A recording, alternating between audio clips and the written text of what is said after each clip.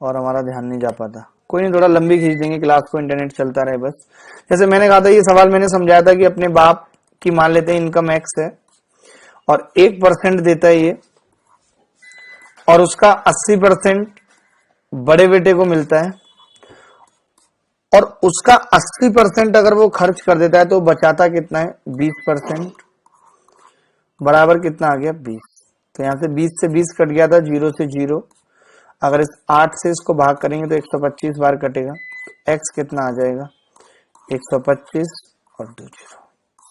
तो ये इसके बाप की इनकम थी, 12,500 इनकम आ रही है, 12,500 ही आएगी, 1 0 अगर कट जाएगी तो। ठीक है, इससे अगले सवाल की तरफ बढ़ रहे हैं। कोई कठिन नहीं था ये सवाल।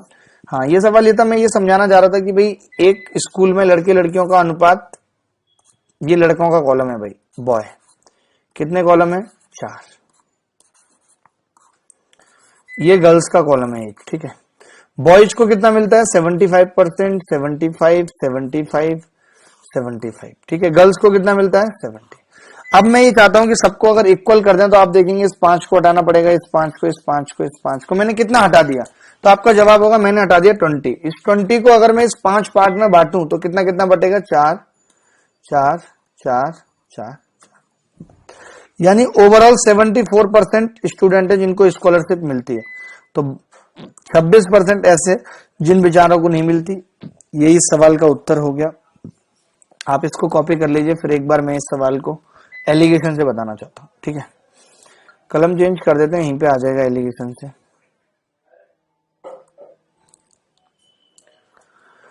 ठीक है, एलिगेशन से अगर हम इस सवाल को करें, मैंने मान लिया कि ये 4 है और ये 1 है, और यहाँ पे बॉयज हैं, यहाँ पे गर्ल्स। ठीक है, बॉयज को कितने परसेंट को 75% को स्कॉलरशिप मिलती है, गर्ल्स को 70% को स्कॉलरशिप मिलती है। ओवरऑल हमें निकालना था, तो मैं यही कह रहा था कि अगर ऊपर रेशियो 4:1 है तो नीचे भी 4:1 होगा। तो इसका डिफरेंस कितना है, इसका डिफरेंस है 5। ये 5 इस 4 1 में बटेगा, यानी कि 4 हो जाएगा, और ये 1। तो जो कम वाला है उसमें जोड़ते हैं यानी 74, और जो ज्यादा वाला है उसमें से घटाते हैं तो 74% आ गया। तो बचे कितने 26% जिसको स्कॉलरशिप नहीं मिलती। एलिगेशन से करेंगे तो भी आसान है, तरीका होना चाहिए आपके पास, XYZ बहुत ज्यादा मानने की जरूरत नहीं है। ठीक है, आगे बढ़ते हैं। ये बहुत खूबसूरत सवाल था, ये कर पाए आप सवाल?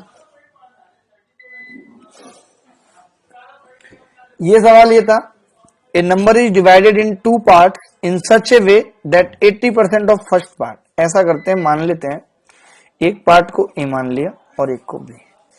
तो ये बोल रहा है ए का 80%,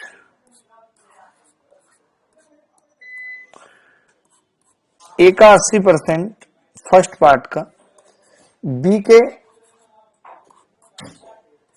60% से 3 ज्यादा, ये लिख सकते हैं क्वेश्चन में।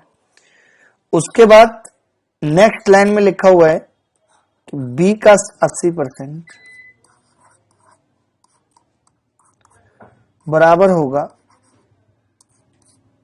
ए के 90% प्लस 6, यही होगा बराबर में। आप मुझे बताइए, अगर मैं ऊपर से 3 की वैल्यू निकालना चाहूं, नीचे से भी 3 की वैल्यू 2 से भाग कर दिया 45, फिर भाग कर दिया 40, तो यहां से 3 की वैल्यू कितनी आ जाएगी और यहां से 3 की वैल्यू कितनी आ जाएगी, दोनों आ जाएंगे। ऊपर आ जाएगा ए का 80% माइनस बी का 60% बराबर बी का 40% माइनस ए का 45%। तो अगर ए का 45% इधर जोड़ दें तो ये आ जाएगा ए का 125% बराबर होगा बी का 100%। तो अगर इसको कट कर दें तो ए बाई बी का रेशियो कितना आ जाएगा 4/5। तो हमने इसकी मदद से क्या किया, उन दोनों पार्टों का रेशियो निकाल लिया 4/5। अब अगर मैं पहली लाइन का यूज करता हूं, जो पहली लाइन है, पहली लाइन थी ए का 80%, ए का 80% कितना होगा 3.2, बी का 60% कितना होगा 3। तो ये इससे 3 ज्यादा है, आप बताइए यहाँ पे देख के कितना ज्यादा, 0.2। 0.2 की वैल्यू 3 है, पॉइंट हटाएंगे, एक जीरो बढ़ जाएगी 30, एक की वैल्यू कितनी आ जाएगी 15। दोनों संख्याएं का जोड़ मिला के कितना है 9, 9 की वैल्यू निकालनी थी, कितनी आ गई 135। जब भी ऐसा सवाल आता है या तो आप 100x और 100y मान लीजिए भाई इन दोनों को, कि 100x और 100y मान लें दोनों पार्ट को, लेकिन मुझे लगता है फिर भी ये तरीका ज्यादा ठीक है कि हमने उन दोनों पार्ट का रेशियो निकाल लिया 4:5। इससे फायदा क्या होगा, जैसे मान लेते हैं ये पता चल गया कि दोनों संख्याएं जो हैं, जो पार्ट है वो 4:5 में, यानी संख्या 9 का मल्टीपल है। अगर 9 का मल्टीपल एक ही ऑप्शन में है तो हम डायरेक्ट भी टिक कर सकते हैं बिना संख्या को निकाले हुए। तो आप इस सवाल को दोबारा देख लीजिएगा, जब वीडियो रिप्लाई करके देखेंगे तो ये अच्छा सवाल था। एक और ऐसा ही खूबसूरत सवाल ले रहे हैं।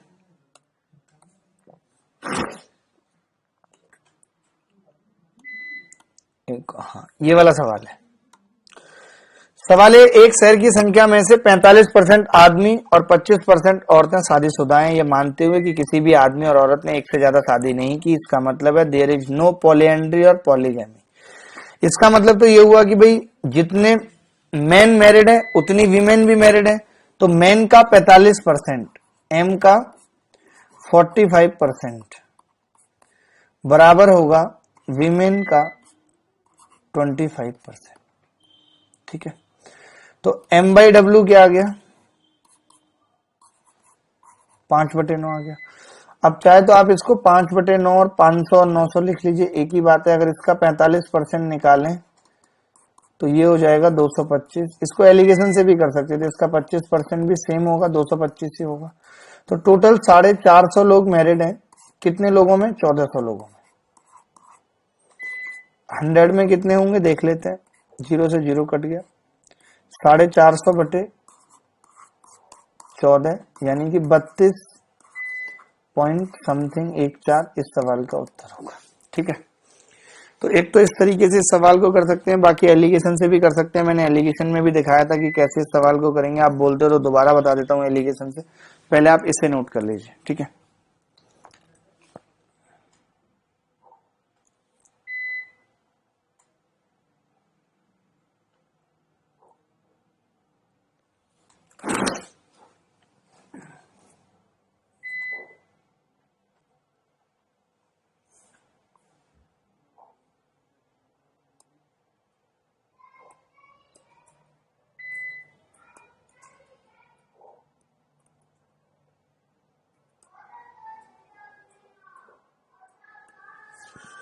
एलिगेशन से अगर इस सवाल को करें तो आप देखेंगे कि अभी हमने जो रेशियो निकाला था वो आ गया था भाई 5/9 का। ठीक है, तो हमने यहाँ 5 लिख लिया है, 9। 45% ये मैरिड है और 25% ये, और मिला के ओवरऑल बताना है। तो आपको पता होगा कि ये भी 5:9 में आएगा, और इन दोनों का जो गैप है 20, वो 5:9 में ही डिवाइड होगा। यानी कि 14 की वैल्यू होगी 20।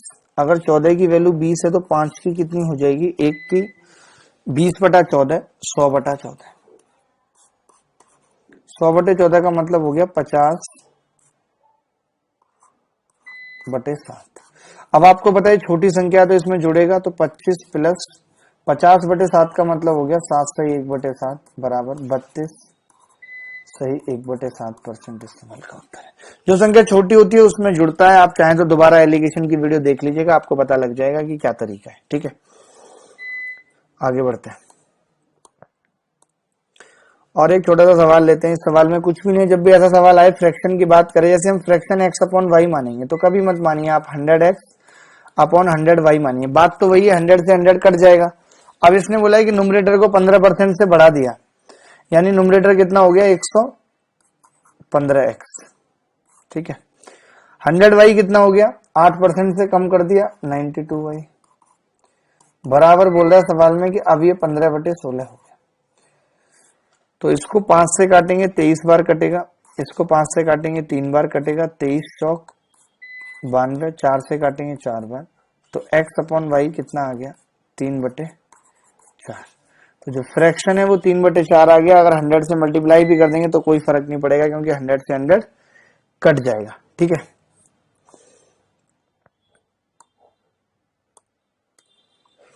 दो संख्याओं का अंतर 1660 है। यदि एक संख्या का 6 1/2% दूसरी संख्या के 8 1/2% के बराबर है तो छोटी संख्या क्या है? देखो कुछ नहीं करना, जब ऐसे सवाल आए मान लेते हैं ए का 6.5% का मतलब 13/2% बराबर होता है बी का 8 दूनी 16 और एक 17/2%। 2 से 2 कट गया। ए बाई बी कितना आ गया? 17/13। इनका डिफरेंस दे रखा है सवाल में 1660। आप देख रहे हैं हमारे हिसाब से डिफरेंस 4 था तो 4 की वैल्यू 1660 आ गई। छोटी संख्या 13 की पूछ रहा है, एक की कितनी होगी? 415। तो 13 की कितनी आ जाएगी? 13 में 5 65 का 5 हासिल 6, 13 कम 13 और 6 18 का 8 हासिल 1, 13 चौका 52 और 1 53। 5385 छोटी संख्या आ जाएगी। बड़ी संख्या निकालनी है तो 17 की वैल्यू निकाल देंगे। ठीक है, ये क्लास बहुत ही जुगाड़ से चल रही है। मैं आपको बता देता हूँ, दिल्ली में कभी भी लाइट जाती नहीं है। जनरली कभी कभी ऐसा होता है कि क्लास के टाइम पे चली जाए, तो कंप्यूटर के यूपीएस से इंटरनेट कनेक्ट किया हुआ है जो राउटर है, और अपने आगे 2 फोन रखे हुए हैं फ्लैश लाइट जला के, जिससे कि मुझे आप देख पाए, और चकाचक गर्मी में ये क्लास चल रही है। तो आप भी इंजॉय करिए, मैं भी इंजॉय कर रहा हूँ। अभी जो सवाल है बहुत खूबसूरत सवाल है, वाकई में इंजॉय करने लायक सवाल है। देख लीजिए सवाल क्या है। जब पहली संख्या को 125% से बढ़ा दिया जाता है, देखो मैं तो यही कहूंगा कि आप संख्या ऐसा करिए, मान लीजिए 100x और 100y।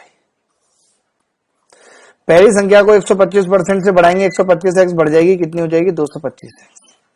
तो वह दूसरी संख्या से 300 कम हो जाती है, 100y माइनस 300।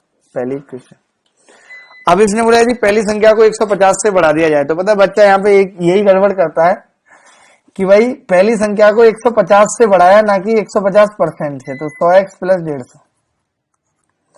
तो ये दूसरी संख्या से 200 कम हो जाती है, 100y माइनस 200 लिख सकते हैं कि नहीं? ठीक है, तो अब आप बताइए मुझे, अगर इसमें से इसको घटा दें तो 125x माइनस 150 बराबर 100y से 100y कट जाएगा और माइनस का 100। तो 125y कितना आ गया? 50 आ गया। 25 से भाग लगाएं या 5 से भाग लगाएं तो 25y बराबर 10। तो 4 से गुणा कर लें तो 100y यहां से कितना आ जाएगा? 40।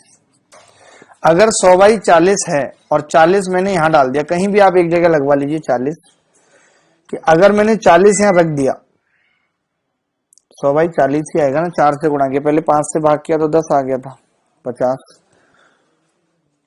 ठीक है, अगर 100y 40 है तो 40 अगर हम यहां रख दे तो ये नेगेटिव में क्यों आ रहा है? ऐसा कैसे हो गया भाई? नहीं कुछ नहीं, सवाल में गड़बड़ है क्या कुछ? पहली संख्या को 125% से बढ़ा दिया तो 100y से 300 कम हो जाती है दूसरी संख्या। 125% से बढ़ा दिया, when first number increase by 125%। 225x बराबर 100y माइनस 300 कम हो जाती है। उसके बाद ये बोल रहा है कि यदि पहली संख्या को 150 से बढ़ा दिया जाए, 150 बढ़ा दिया तो वह दूसरी संख्या से 200 कम हो जाती है, तो दूसरी संख्या माइनस 200 कर दिया। उसके बाद हमने घटा दिया तो ये आ गया 125x। मैं देखता हूं, माइनस 150 बराबर माइनस 300 प्लस 200 माइनस 100। तो ये इधर जाएगा, कितना होगा? 50। 125, सॉरी यही गड़बड़ कर दी हमने, क्योंकि यहाँ पे x था और हमने यहाँ पे y कर दिया। तो 125x बराबर 50 है, यानी कि 25x बराबर 10, तो 100x कितना आ गया? 40। अगर 100x 40 है, यहाँ पे हम 40 रख दें तो 200 इधर जाके जोड़ेगा, 200 और 150 कितना हो गया? 350 और 40, 100 कितना आ जाएगा? 390। अब इसने इन दोनों संख्याओं का जोड़ पूछा है, तो दोनों संख्याओं का जोड़ हो जाएगा 430। एक तरीका तो ये है, एक और तरीका बताता हूं इस सवाल का, पहले इसको नोट कर लीजिए। ठीक है,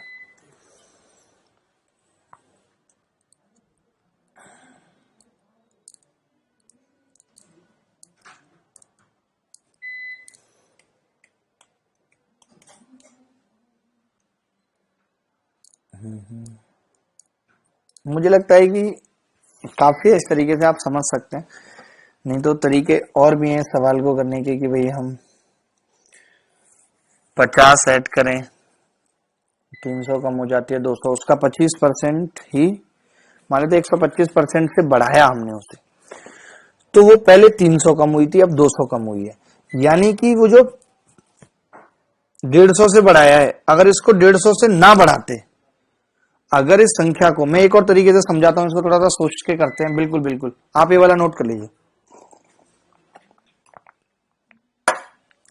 थोड़ा सा दिमाग लगाते हैं। देखो इस सवाल को करने में अगर आप 100x 100 नहीं मानते तो, जैसे हम ये कह रहे हैं कि अगर मैं इस संख्या को 150 से ना बढ़ाऊं तो ये संख्या 350 कम हो जाएगी, 350 कम हो जाएगी, यानी कि ये 100x तो रही, मतलब जो भी है 100% तो रहेगी रहेगी। अगर ये 350 कम हो जाएगी और पहले 300 कम हो रही थी, यानी कि जो 50 कम हो रही है वो उसके 25% की वैल्यू है। हाँ, 125% से बढ़ा रहे हैं, वो उसके 125% की वैल्यू है 50। अगर 125% की वैल्यू 50 है तो 100% की कितनी हो जाएगी? 40 कह सकते हैं 40। अब हमें पता है कि 350 बढ़ेगी वो संख्या उससे, तो दूसरी संख्या कितनी आ जाएगी? 350 प्लस 40, 390।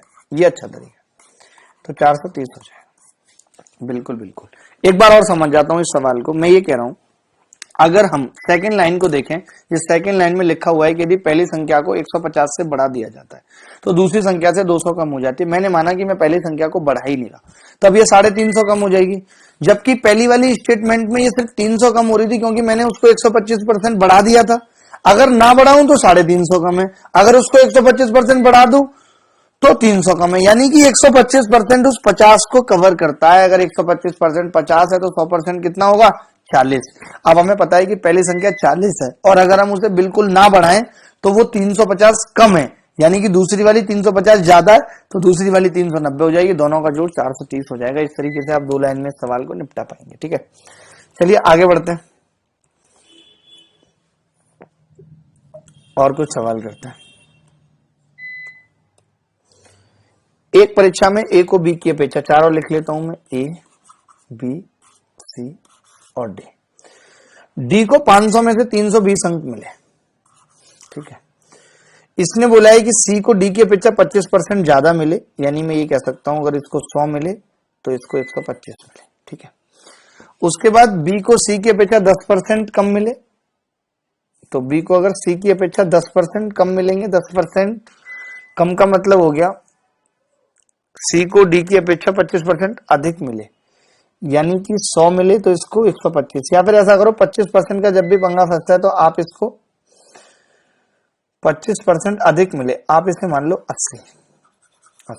अब 80 का 25% 1/4 20 होगा, तो इसको कितना मिलेगा? 100 सी को।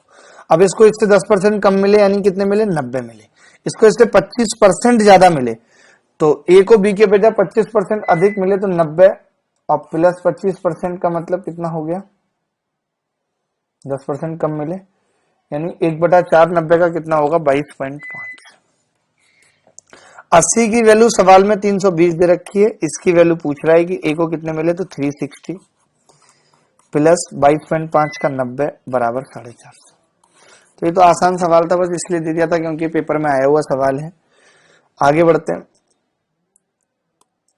ये बहुत इंपॉर्टेंट सवाल है। एक क्लास में 70% विद्यार्थी अंग्रेजी में उत्तीर्ण होते हैं। तो देखो 2 तरीके होते हैं, या तो आप इस फॉर्मूले को समझ लो, एन ए यूनियन बी, इसका अपना अलग रोल है एन ए। कई बार 2013 में तो डायरेक्ट इस फॉर्मूले पे सवाल आ गया था, N B minus N A intersection B, ठीक है।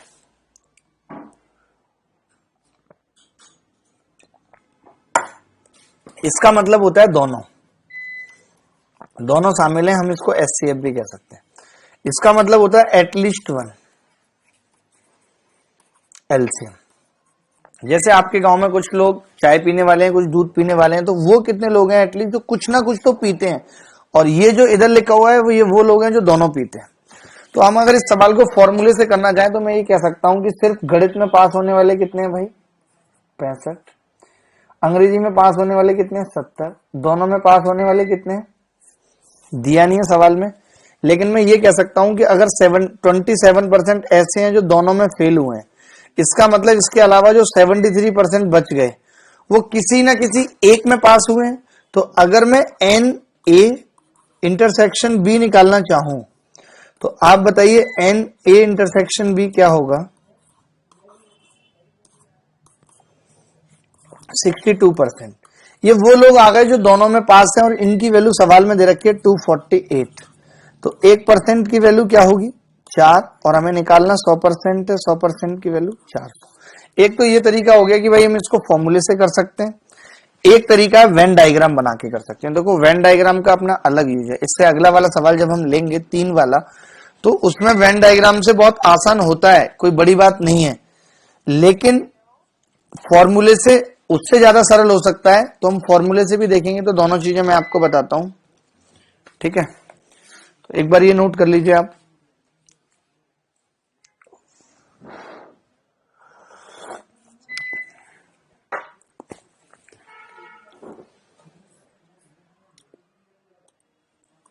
वेन डायग्राम से देख लीजिए भाई। वेन डायग्राम का मतलब क्या होता है?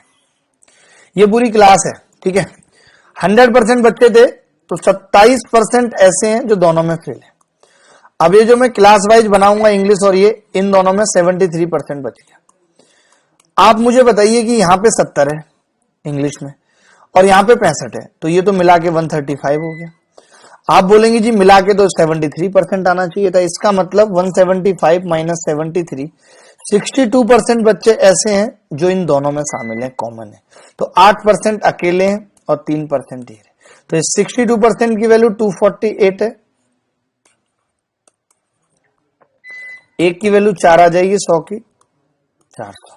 तो मैं एक यही चीज बताना चाह रहा था कि अगर कभी सवाल में ये पूछ लेता है कि यार मुझे सिर्फ वही लोग चाहिए जो सिर्फ और सिर्फ इंग्लिश में पास हैं, तो वो 8% है, 8 चौक 32 हो जाएंगे। मुझे वही लोग चाहिए जो सिर्फ और सिर्फ गणित में पास हैं, 3% है, उनकी वैल्यू 12 हो जाएगी। तो जब अलग अलग इस तरीके की बातें पूछेगा, पर्टिकुलर किसी चीज पे बात करेगा, तो हमें वेन डायग्राम की जरूरत पड़ेगी। अदरवाइज कॉमन निकालने के लिए हमें किसी वेन डायग्राम की जरूरत नहीं है। जैसे आप अगले सवाल में देखेंगे खुद ही कि अगर आपने वेन डायग्राम बनाया तो ये सवाल बहुत कॉम्प्लिकेटेड हो जाएगा। ये अगर आपने वेन डायग्राम नहीं बनाया, सीधे सीधे फॉर्मूले से कर लिया, मैं फॉर्मूला आपको बनाना सिखा देता हूं, N A union B union C, at least 1, ठीक है? तो क्या होता है कि तीनों अलग अलग तो आएंगे आएंगे, एन ए, जिसके अंदर ऑड होगा वो प्लस में आएगा। जैसे ये ऑड टर्म है, अंदर एक एक टर्म है, तो ये प्लस में आ रही है। जब 2 आना शुरू हो जाएंगे तो माइनस में A intersection B, minus N B intersection C, minus N C intersection A. अब 3 वाला आ जाएगा तो फिर से प्लस में N A intersection B intersection C. अब हमें ये निकालना है भाई कॉमन वाला। तो एन ए कितने, इसमें पता है कुछ भी दिमाग लगाने की जरूरत नहीं है, जो एक एक वाले हैं उनको एक साथ जोड़ दो। 45, 55 प्लस 45 प्लस 40, माइनस 20 डबल वाले, माइनस 20 माइनस 25 प्लस 15, तो ये कितना आ जाएगा? ये आ जाएगा 90%। यानी 90% वो लोग हैं जो एटलीस्ट कुछ ना कुछ तो पीते हैं, एक ना एक चीज तो पीते हैं। तो बच गए 10% जो कुछ नहीं पीते। ये सवाल का उत्तर हो गया। इसी सवाल को अगर आप वेन डायग्राम से करें तो थोड़ा मुश्किल है करना। वेन डायग्राम से उन्हीं सवाल को करें जिनमें पर्टिकुलर कोई बात पूछी गई है कि भाई खाली चाय वाले बताओ, खाली कॉफी वाले बताओ, तब उन तरीके से करेंगे तो अच्छा रहेगा।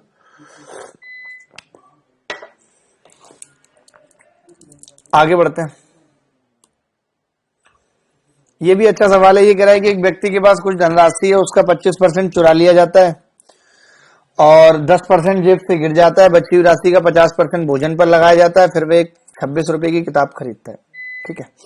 आप बताओ, बची हुई राशि का 50% भोजन पे लगाया, बची हुई राशि का 50%, यानी कि बची हुई की 50% की किताब ली है 26 की, तो ये 26 ही खाने पे लगाया, यानी इससे पहले 52 रुपए थे। आपको पता है कि 10% जेब से गिर जाता है तो राशि कितनी बची है? 90%। ये 90% की वैल्यू है भाई।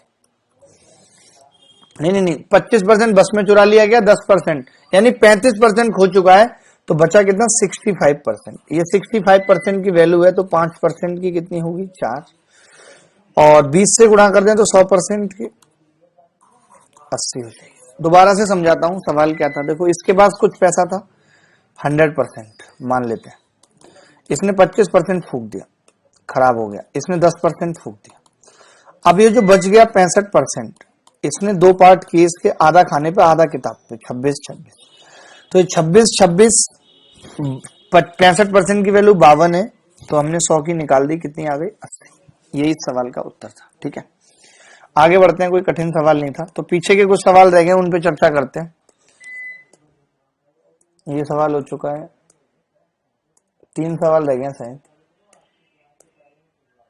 ये सिक्के वाला रह गया एक, तो ये तो बहुत अच्छा सवाल है, इसको मैं डिस्कस करूंगा। अभी ये देख लो रेडियो वाला सवाल।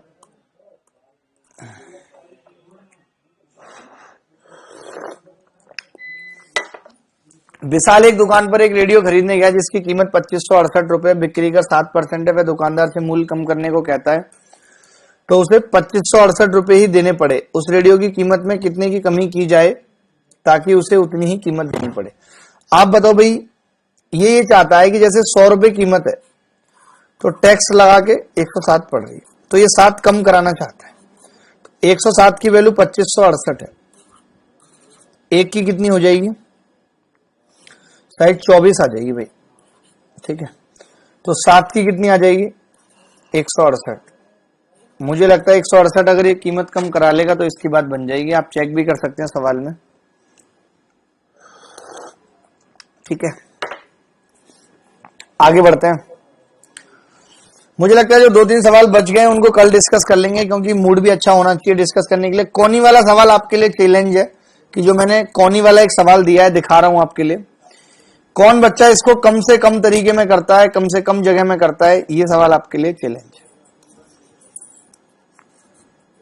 उत्तर आपको पता है, मैं लिख देता हूं। उत्तर इस सवाल का कितना है, 15 है। अब आप चेक करके बता दीजिए, एग्जैक्ट 15 है, ना 14 पॉइंट समथिंग है, ना कुछ है। तो बता दीजिए कि 15 कैसे आएगा इस सवाल का उत्तर।